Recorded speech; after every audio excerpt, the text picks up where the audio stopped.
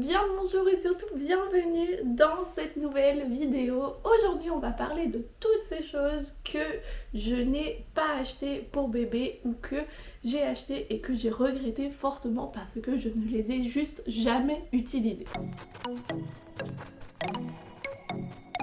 Comme beaucoup, j'ai été victime lors de la naissance de mon premier enfant de marketing très agressif concernant l'achat de plein de produits bébés. Et bien que je me considère assez réfléchie concernant ma consommation et aussi concernant ce que j'ai envie de proposer à mon enfant, il y a quand même certaines choses pour lesquelles je me suis laissée influencer et que j'ai acheté et qu'au final ils ne m'ont pas servi du tout. Et puis il y a aussi plein d'autres choses que j'ai dit dès le début que je n'achèterai pas et que je ne vais pas non plus acheter pour ce second bébé. Et du coup je me suis dit pourquoi pas vous partager cette liste pour peut-être vous empêcher de faire les mêmes erreurs que moi ou pour peut-être apporter une réflexion à vos achats à vous, puisqu'encore une fois chaque situation est différente. Ce qui ne m'a pas servi à moi peut-être être très pratique dans votre situation, donc prenez un peu cette vidéo comme début de réflexion. Et je dis encore une fois parce qu'il s'agit ici de la partie 2 de cette vidéo. Dans la première partie je vous expliquais tous mes essentiels et toutes les choses dont j'avais réellement eu besoin et que je rachèterais. Donc si jamais ça vous intéresse, n'hésitez pas à aller voir cette vidéo, je vous mets le lien dans la barre d'infos. Et aujourd'hui on va être un peu plus dans le négatif, on va être un peu plus dans le potentiel énervement de ma part concernant certaines choses et potentiellement aussi quelques sujets un peu plus controversés. Donc si jamais vous avez des opinions différentes, c'est tout à fait normal. Voilà, d'autres situations, d'autres constellations familiales, d'autres besoins, d'autres bébés, n'hésitez pas à le dire dans les commentaires avec toute gentillesse et bienveillance comme d'habitude, en expliquant pourquoi vous en avez eu besoin.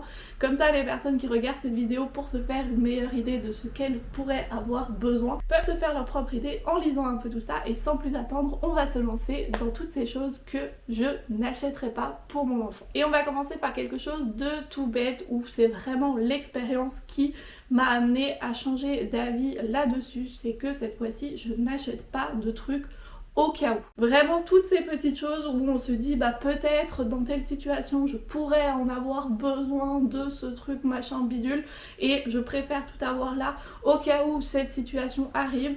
Moi personnellement j'ai remarqué que ça ne fonctionnait pas pour moi parce que du coup je dépensais énormément pour des situations qui ne voyaient pas le jour et du coup après j'avais du mal à revendre les choses ou j'avais plein de trucs qui s'accumulaient chez moi au cas où. Et du coup cette fois-ci j'ai décidé de juste arrêter de faire ça. On a souvent l'impression quand on attend un premier bébé que tout va arriver tellement vite qu'on va être submergé, qu'on va avoir trop de choses auxquelles penser, qu'on va être totalement dépassé, donc mieux vaut tout avoir là.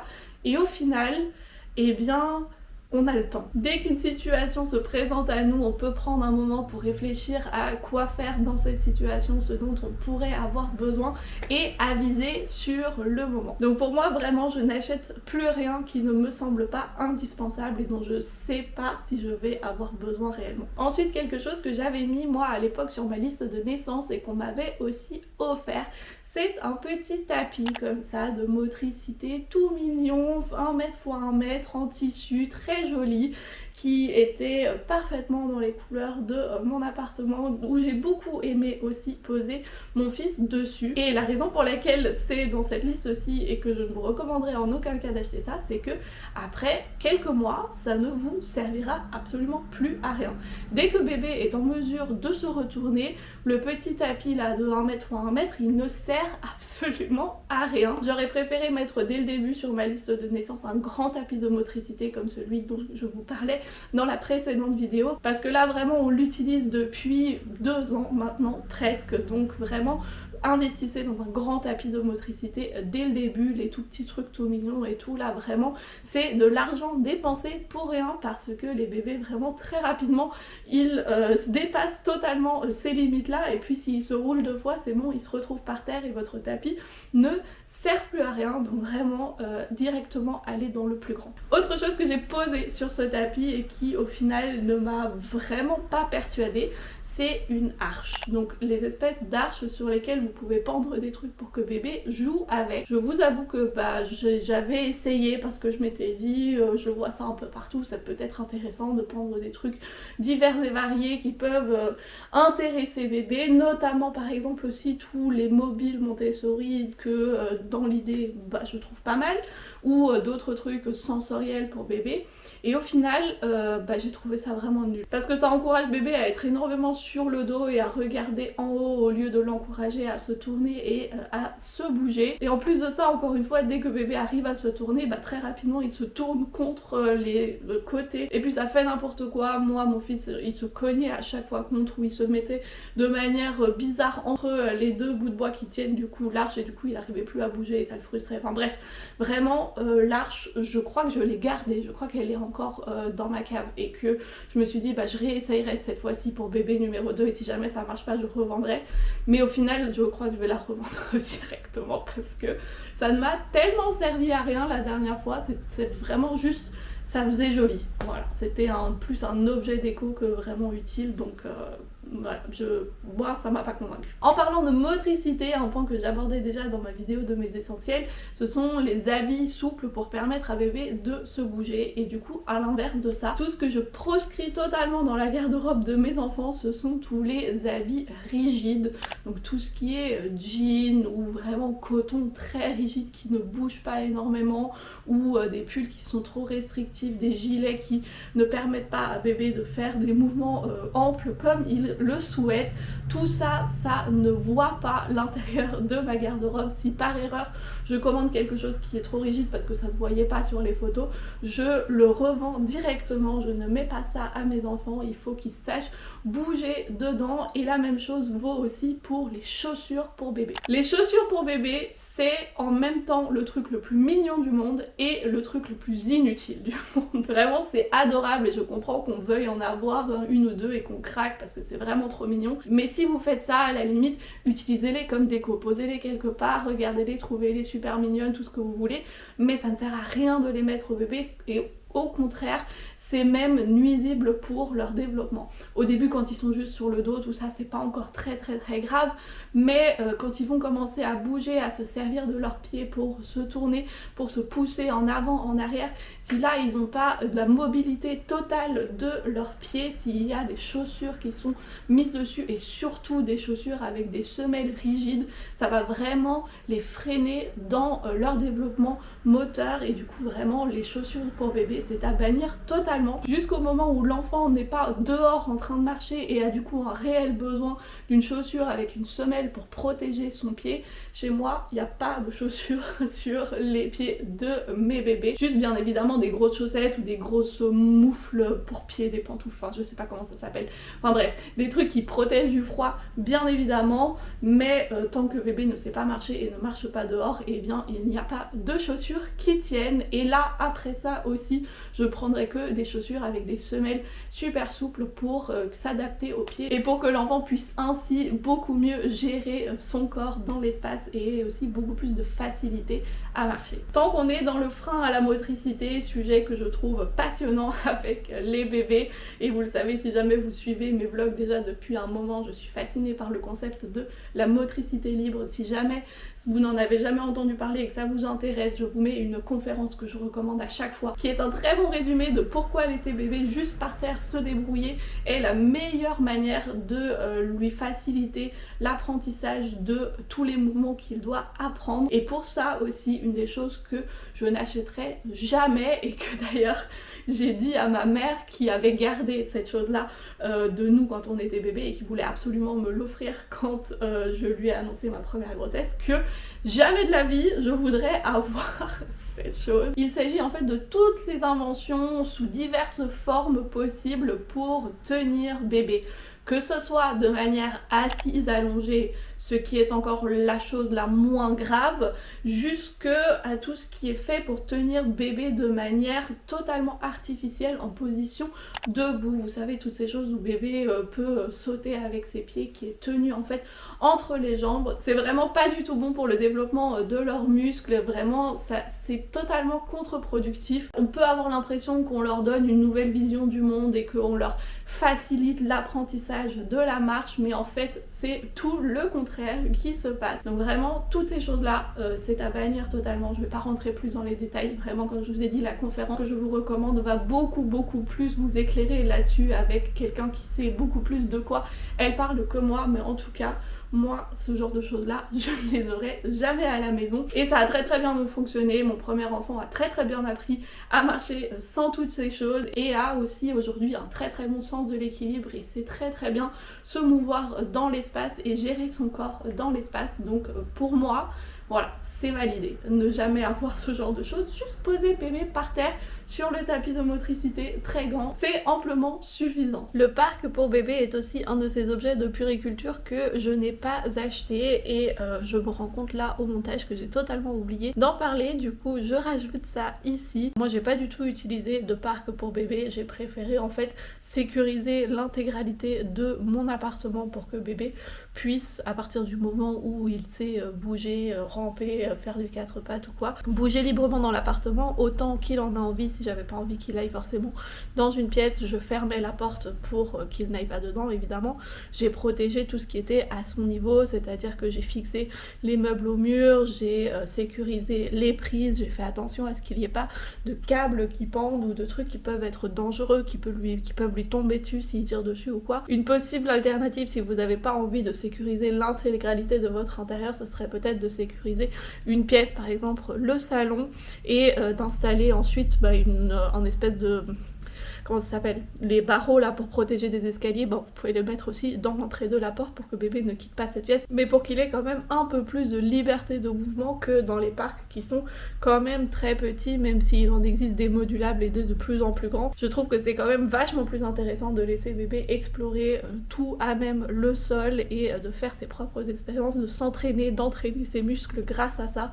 Et du coup, le parc pour bébé c'est quelque chose que je n'ai jamais possédé et que je n'achèterai pas. Autre chose que l'on voit chez tout le monde quand il y a l'annonce de bébé et surtout le reveal de la chambre de bébé, c'est le lit à barreaux. Et c'est une chose que moi personnellement je n'ai jamais possédé. Enfin si, j'en ai possédé quelques-uns, mais plus pour faire des projets DIY, pour les utiliser pour d'autres trucs que pour mettre mon bébé dedans, parce que moi à la maison je utilisais juste un matelas posé au sol. Donc si jamais vous suivez mes vlogs et mes vidéos, vous savez que je suis une grande adepte de tout ce qui est pédagogie Montessori, et là dans la chambre de bébé typique, et bien Maria Montessori avait designé un lit au sol qui est juste en fait un matelas posé par terre ou sur un sommier vraiment à ras du sol, et ça marche vraiment super bien et ça permet à bébé d'avoir très tôt une autonomie concernant le fait de rentrer et de sortir dans son lit. Moi personnellement j'ai adoré, j'ai vu très tôt les bénéfices que ça avait dans notre quotidien, parce que mon fils pouvait librement rentrer et sortir de son lit, et c'est toujours le cas maintenant. En plus de ça, j'ai eu un bébé qui a eu énormément de problèmes de sommeil, du coup très souvent j'étais allongée avec lui dans son lit et ça n'aurait juste jamais été possible si on avait eu un lit à barreaux. Du coup vraiment le matelas posé au sol, de 1, c'est beaucoup moins cher que tous les lits à barreaux que l'on peut trouver, et de 2, vraiment c'est vachement plus pratique. Si on reste dans le thème du sommeil, une autre chose que je n'ai pas acheté, bien que j'ai fait du cododo avec mon enfant, c'est une espèce d'addition que l'on met comme ça au lit parental, et je sais que c'est recommandé d'avoir ça pour mettre bébé dedans pour éviter tous les accidents potentiels du cododo, mais je vous avoue que la plupart des gens à qui j'ai parlé avant l'accouchement de mon premier enfant qui ont fait du cododo et qui avaient ce genre de choses m'ont tous dit unanimement que ils ne l'ont jamais utilisé, parce que remettre bébé dedans n'avait aucun sens dans la manière dont il faisait du cododo et que cette extension de lit servait la plupart du temps juste à stocker des coussins, des couettes ou que sais-je, que vraiment bébé n'avait jamais vraiment été posé là-dedans. Et c'est aussi l'expérience que moi j'ai faite, j'avais toujours bébé juste à côté de moi d'un côté ou d'un autre et ça fonctionnait très bien. Pour moi la meilleure solution ça avait été de mettre du coup des barreaux de chaque côté de mon lit pour bien sûr éviter que bébé ne tombe du lit, mais une extension spéciale pour mettre bébé dedans vraiment je ne m'en serais pas servi et je ne m'en servirai pas pour cette deuxième enfant. Autre chose que je n'ai pas acheté pour le premier enfant et que je n'achèterai pas pour le deuxième non plus, c'est un babyphone, une espèce de caméra ou juste un espèce micro qui voilà relie la chambre pour bébé à l'endroit où vous êtes. D'ailleurs j'ai déjà reçu plusieurs demandes de coopération pour des babyphones et à chaque fois j'ai dit que je n'en avais pas besoin et que je n'en voyais pas l'utilité, mais là je comprends si certaines personnes qui ont peut-être des maisons un peu plus grandes aient besoin de ce genre de choses parce que du coup si on se trouve un peu plus loin de son bébé ça peut être rassurant, mais je vous avoue qu'en appartement ça ne sert vraiment pas à grand chose parce que dès que mon fils se réveillait, bougeait, avait un problème ou quoi, je l'entendais directement et j'avais pas besoin d'avoir une caméra interposée pour ça, donc ça aussi c'est un achat qui aurait été inutile pour moi. Tout comme, et là ça va être peut-être un peu plus controversé, la poussette. Je n'ai jamais possédé de poussette, enfin quoique, non c'est faux. J'ai reçu une poussette d'une amie qui en avait plus besoin avec sa fille et du coup elle me l'a donnée et je l'avais du coup dans ma cave au cas où parce que je me disais ok, si jamais mon projet de portage exclusif ne fonctionne pas et que j'ai envie d'avoir une poussette, au moins je l'aurai, là encore une fois, le au cas où. J'ai dû m'en débarrasser au bout d'un moment parce que ça prenait énormément de place dans ma cave. J'ai fait du portage avec mon premier enfant durant toute la première année et à partir du moment où il a su marcher, je le fais marcher énormément tous les jours. Mon fils est un très très bon marcheur, il s'est marché vraiment très longtemps avec moi. Pour la première année, moi personnellement, je n'ai utilisé que le porte-bébé et ça s'est très très bien passé. Donc si jamais vous vous demandez si c'est possible, oui c'est possible et ça ne m'a vraiment jamais posé problème ou empêché de faire quoi que ce soit. Donc si jamais vous avez envie de tenter l'expérience du portage exclusif, allez-y, moi je ne peux que en dire du positif. Autre chose de très très très répandu que j'ai essayé d'éviter à tout prix avec mon premier enfant et que je continuerai d'éviter avec le deuxième, ce sont tous les produits jetables. Donc tout ce qui est couches jetables, lingettes jetables, tapis de change jetables. J'ai appris qu'il existait ce genre de choses en jetable, je ne comprends absolument pas. Mais en fait toutes ces choses là je les ai achetées en réutilisable. Je n'arrête pas de dire du bien de mes couches lavables, au bout d'un moment vous allez croire que je suis sponsorisée par une marque de couches lavables, ce qui n'est absolument pas le cas, juste je les adore vraiment plus que tout. Les lingettes aussi, je les ai remplacées par des carrés en coton que je peux laver. Le tapis de change aussi, j'en ai un qui est réutilisable parce que c'est juste beaucoup plus logique. Déjà de 1, ça ne se salit que très très peu et puis on met juste ça au lavage et puis on le ressort et puis c'est reparti. C'est beaucoup plus joli et je ne comprends pas pourquoi on est toujours dans cette obsession du jetable. Pour les couches encore je peux comprendre qu'il y ait une certaine réticence, qu'on se dise ok bon c'est peut-être pas mon truc, mais vraiment le tapis de change, ça je ne conçois pas. Je ne conçois pas devoir aller dépenser de l'argent parce que je me dis ah j'ai plus de tapis de change pour quand je vais dehors avec mon enfant. Ça me dépasse. Et en parlant d'aller dehors et de changer son enfant à l'extérieur de chez soi, une des choses qu'il y avait aussi sur ma liste de naissance et qu'au final je n'ai vraiment pas du tout utilisé, c'est un sac à langer. En toute honnêteté, je l'utilise actuellement puisqu'il y a toutes les choses dedans que je vais avoir besoin pour mon accouchement. Donc il contient tout ça et est actuellement dans la voiture. Mais depuis la naissance de mon fils jusqu'à aujourd'hui, je ne l'ai utilisé que 3-4 fois et jamais en tant que sac à langer à proprement parler. À chaque fois je l'utilisais juste pour aller en voyage parce que c'est un sac avec une assez grande capacité pour stocker des choses et plein de petites poches, du coup c'est assez pratique pour les voyages avec un petit enfant. Mais sinon au quotidien ça ne m'a absolument pas servi. Vraiment, je trouvais juste ça beaucoup trop encombrant. Moi, je prenais juste ce que je prenais d'habitude, c'est-à-dire un tote bag. Je foutais mes 2-3 petites choses dedans dont j'avais besoin, ce qui au final n'est vraiment pas tant que ça. Si jamais vous avez envie de voir ce que je mets dans mon sac à langer, j'ai fait aussi une vidéo à ce sujet et vous allez voir vraiment, c'est extrêmement minimaliste. Il faut pas 36 000 choses, il faut pas prendre l'intégralité de son inventaire pour sortir avec bébé. Donc vraiment, pour moi, juste prendre un sac que je prenais d'habitude était beaucoup plus logique et beaucoup plus pratique.